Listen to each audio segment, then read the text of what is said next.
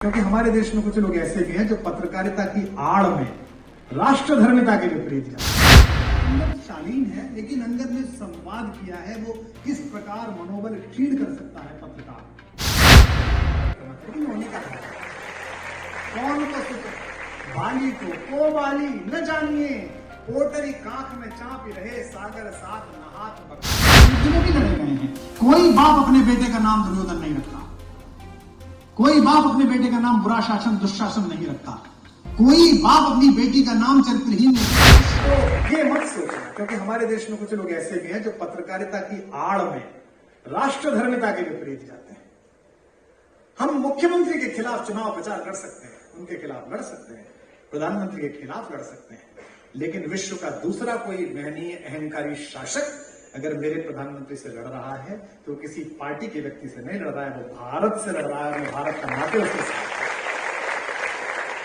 अंगद को भेजा गया, अंगद पहली रात गया है मनाने के लिए आखिरी प्रयास में, क्योंकि एक बार फिर प्रयास किया जा रहा है। हनुमान ने कहा मैं जाऊं, भगवान ने कहा तुम मत जाओ, तुम पिछली बार गड़बड़ हो गई, अंगद तुम जाओ। अंगद गया, अंगद शालीन है, लेकिन अंगद ने संवाद किया है वो किस प्रकार मनोबल क्षीण कर सकता है पत्रकार, अनाचार को किस प्रकार उसके मनोबल से हीन कर सकता है। अंगद इसका उदाहरण है।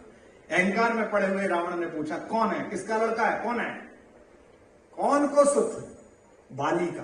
को बाली, कौन बाली, जानता तो है कि बाली कौन है, लेकिन आप चमचों से घिरे हुए बैठे हो और एक ऐसा आदमी है जिसके पिताजी ने आपको पीटा हो, तो आप ये थोड़ी कहोगे कि मैं पिताजी को जानता हूं। कौन को सुत, बाली का, को बाली। तो वो अहंकार में नहीं कहते, अंगद कहते न जानिए, भूल गए, शायद आपको याद नहीं होगा, मेरे पिताजी वही बाली जिन्होंने आपको मार के यहां दबाया और 7 बार सागर की परिक्रमा की। उन्होंने कहा कौन को सुत, बाली को बाली न जानिए, पोटरी कांख में चापी रहे, सागर साथ नहात बखानिए।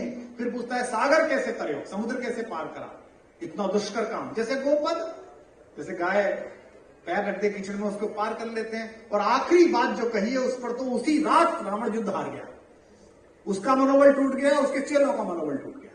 कौन को सुत बाली का, सागर कैसे तरियो जैसे गोपद। काज कहा, किस लिए आया है, तो बोले कि मैं किष्किंधा में रहता था, मैंने सोने के चोर देखे, चांदी के चोर देखे, पशुओं के चोर देखे, दूसरे की पत्नी का चोर नहीं देखा था, उसे देखने की बड़ी इच्छा थी, तो इसलिए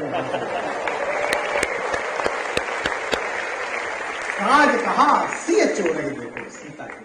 अभी हमारे ऑपरेशन सिंदूर के समय भी आप लड़ रहे थे, मैं जिस बात पर आ रहा हूं आप भी लड़ रहे थे, सेनाएं लड़ रही थी, देश का नागरिक तटस्थ भाव के साथ देख रहा था, लेकिन पत्रकार लड़ रहा था। क्योंकि आजकल वॉर और पहले से वॉर प्रोपोगंडा में लड़े जाते हैं, विश्व युद्ध में भी लड़े गए हैं। कोई बाप अपने बेटे का नाम दुर्योधन नहीं रखता, कोई बाप अपने बेटे का नाम बुरा शासन दुशासन नहीं रखता, कोई बाप अपनी बेटी का नाम चरित्रहीन नहीं रखता। दुश्शला, उसका नाम सुशीला है, उस दुर्योधन का नाम सुयोधन है, उस दुशासन का नाम सुशासन है। पर चूंकि पांडव विजेता हो गए और इतिहास लेखन सत्ता के जो निकटस्थ लोग होते हैं उनके हाथ में आता है, तो हारे हुए विलेन को दुर्योधन लिखा गया, उसको दुशासन लिखा गया, दुश्शला लिखा गया।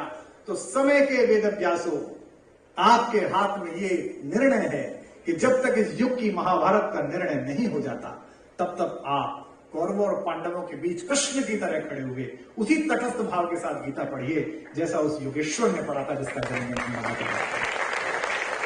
मैं आशा करता हूं कि मैंने कोई प्रतिकूल ऐसी बात आपके प्रति ना कही हो, अगर कही हो तो उसे बड़ा समझ करके मैं आपसे आयु में बड़ा हूं। और इस देश में परंपरा है कि ज्ञान, अनुभव और भाषा में क्षीण होने पर भी अगर आप आयु में ज्येष्ठ हैं तो लोग स्नेह पूर्वक सुन लेते हैं।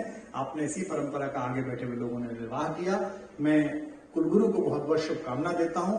हमारे मेधावी मध्य प्रदेश के मनहर मुख्यमंत्री मोहन जी को, जो महाकाल के सेवक हैं, उनको भी बहुत शुभकामना बधाई देता हूं कि एक अच्छे मुखिया की तरह उन्होंने इस परिसर को जो समय दिया और जो आश्वस्ति प्रदान की वो पूर्ण काम हो। और न केवल भारत में बल्कि विश्व में जहां कहीं पत्रकारिता के सर्वोत्कृष्ट चेहरों की बात हो, लेखनी की बात हो, वहां अंत में कर्मवीर के परिसर से निकला हुआ, माखन दादा के चमत्कार से निकला हुआ कोई ना कोई बालक बालिका मुझे खड़ा मिले। शुभस्ते। बहुत बहुत धन्यवाद।